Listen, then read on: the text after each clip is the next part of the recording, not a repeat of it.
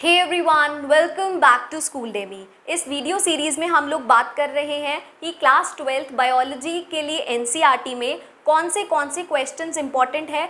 Topic wise में questions cover कर रही हूँ। मैंने यूनिट 1 से शुरू किया है और chapter 2 sexual reproduction in angiosperms already cover कर दिया है। इस वीडियो में मैं ह्यूमन रिप्रोडक्शन के इंपॉर्टेंट टॉपिक्स और उसके क्वेश्चंस डिस्कस करूंगी। तो अगर आप बोर्ड एग्जामिनेशन में अपने मार्क्स अपलिफ्ट करना चाहते हैं तो इन वीडियोस को देखना कंटिन्यू कर दीजिए। जो सेक्सुअल रिप्रोडक्शन इन एंजियोस्पर्म्स वाला दोनों वीडियोस हैं, मैं उसको इसी प्लेलिस्ट में डालूंगी। अगर आपने वो वीडियोस नहीं देखी हैं तो आप उन्हें भी देखना कंटिन्यू कर सकते हैं। Chapter 3 human reproduction. आपको पता है कि हम हर वीडियो में एनसीईआरटी के सारे टॉपिक्स देखते हैं और एनालाइज करते हैं on the basis of previous year paper कि कौन से क्वेश्चंस आ सकते हैं। ऑन डायग्राम के question, MCQ based question, long question, short question, किस हिसाब से क्वेश्चन पूछे जा सकते हैं। हमने ये 4 टॉपिक, मेल और फीमेल का रिप्रोडक्टिव सिस्टम, गैमेटोजेनेसिस में oogenesis, स्पर्मेटोजेनेसिस और मेंस्ट्रुअल साइकिल, ये 4 टॉपिक्स डिस्कस कर लिए थे। बिना टाइम वेस्ट करे हम अगले टॉपिक से शुरू करेंगे। मैंने फर्टिलाइजेशन और इम्प्लांटेशन दोनों को कंबाइन करके एक टॉपिक में और प्रेगनेंसी और एम्ब्रियोनिक डेवलपमेंट एक ही टॉपिक में, एक ही पोर्शन में कवर करने के लिए ट्राई किया है।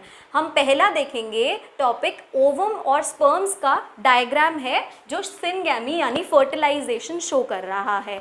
काफ़ी बच्चों को मैंने देखा है जो एनसीईआरटी के साथ साथ एक रेफरेंस बुक भी रेफ़र करते हैं, जैसे कि ट्रूमैन्स की एलिमेंट्री या प्रदीप्स। आप कोई भी बुक रेफ़र करें, लेकिन मैं रिकमेंड करूंगी कि आप एनसीईआरटी को बिल्कुल भी ना छोड़ें। कई लोग एनसीईआरटी को नज़रअंदाज कर देते हैं और सिर्फ रेफरेंस बुक को प्रेफर करते हैं। ऐसी गलती मत कीजिएगा, क्योंकि इस बार नीट के क्वेश्चन, जो नीट का पेपर हुआ था 2020 का, उसमें सिर्फ 3 क्वेश्चन एनसीईआरटी के बाहर से आए थे।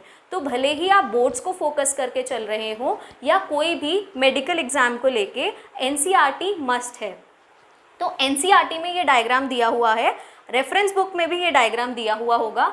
आप देखेंगे कि इसमें सिनगैमी शो करी है। ये जो क्वेश्चन है ये 2 तरीके से पूछा जा सकता है।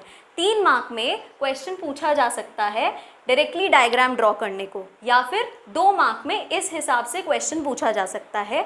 ये डायग्राम ऑलरेडी ड्रॉन आपको गिवन होगा और आपको ये लेबल मार्क दिए हुए होंगे। आपको इनका नाम लिखना है, इनका फंक्शन लिखना होगा।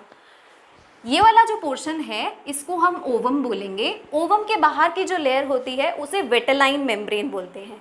और जो तीसरी वाली स्पेस है, ये सी जो है, इसे हम बोलेंगे ज़ोना पेल्यूसिडा। तो ज़ोना पेल्यूसिडा और ओवम की जो लेयर है पेरीविटेलाइन, उनके बीच का जो स्पेस है उसे हम बोलते हैं पेरीविटेलाइन स्पेस।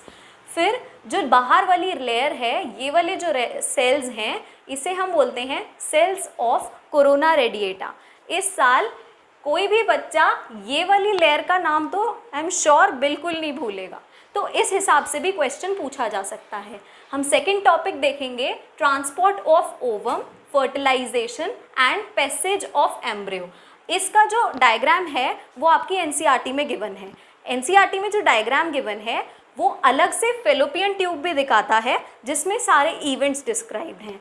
अलग से सेल्स भी दिखाता है जिसमें क्या होगा, ओवम है, स्पर्म आया, उसे फ्यूज़ किया, जाइगोट बनाया, उसमें क्लिवेज हुआ, मोरुला स्टेज, ब्लास्टोसिस्ट, ब्लास्टोमेयर, सब कुछ डिस्क्राइब्ड है। आपको इस डायग्राम में 2 चीज़ों का ध्यान रखना है।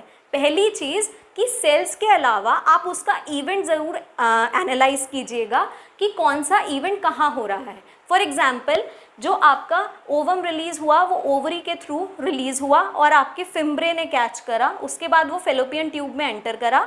आप जब सिनगैमी शो करेंगे तो आपको ध्यान रखना है कि वो आप एम्पुलरी रीजन में ही, यहाँ पर सिनगैमी शो मत कीजिएगा, सिनगैमी यहाँ शो कीजिएगा। फिर उसके बाद मोरुला स्टेज आप यहाँ दिखाइएगा, फिर उसके बाद ब्लास्टोमियर, ब्लास्टोसिस्ट आप यहाँ दिखाइएगा। इस चीज़ का थोड़ा ध्यान रखेंगे। ध्यान आप तब रख सकते हैं जब आप डायग्राम को बार बार प्रैक्टिस करेंगे, बार बार देखेंगे। जब आप ये डायग्राम ड्रॉ करेंगे, साथ साथ आप जब कंटेंट पढ़ेंगे तो आपका ये और ये वाला टॉपिक आधा, ये ऑलमोस्ट तभी प्रिपेयर हो जाएगा जब आप इम्प्लांटेशन तक पढ़ लेंगे। क्वेश्चन आता है कि इसे एंडोक्राइन ग्लैंड क्यों बोला जाता है। Why is placenta called as an endocrine gland?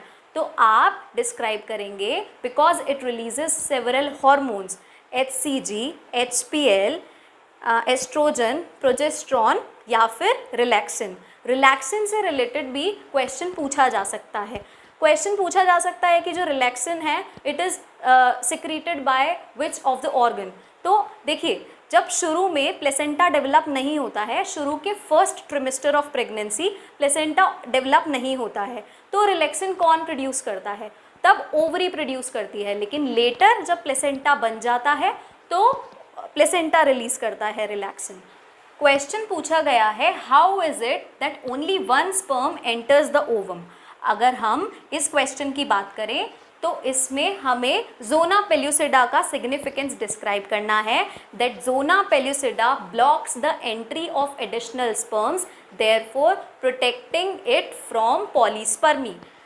Question 2 mark में क्रोनिक विलाई का सिग्निफिकेंस और अम्बिलिकल कॉर्ड का फंक्शन ये पूछा गया है। हमें इस क्वेश्चन को देखते हुए समझ जाना चाहिए कि 2 नंबर में किसी भी ऑर्गन का, किसी भी सेल का फंक्शन पूछा जा सकता है।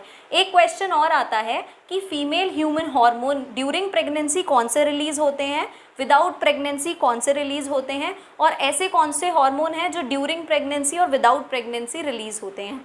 तो हमें ड्यूरिंग प्रेगनेंसी पता है, जो प्लेसेंटा रिलीज करता है रिलैक्सिन, HCG, HPL, एस्ट्रोजन और progesterone. Without pregnancy relaxin, HCG, HPL नहीं रिलीज होते हैं, बाकी एस्ट्रोजन और प्रोजेस्ट्रॉन रिलीज होते हैं। एक टाइप का क्वेश्चन 3 मार्क में और पूछा गया है।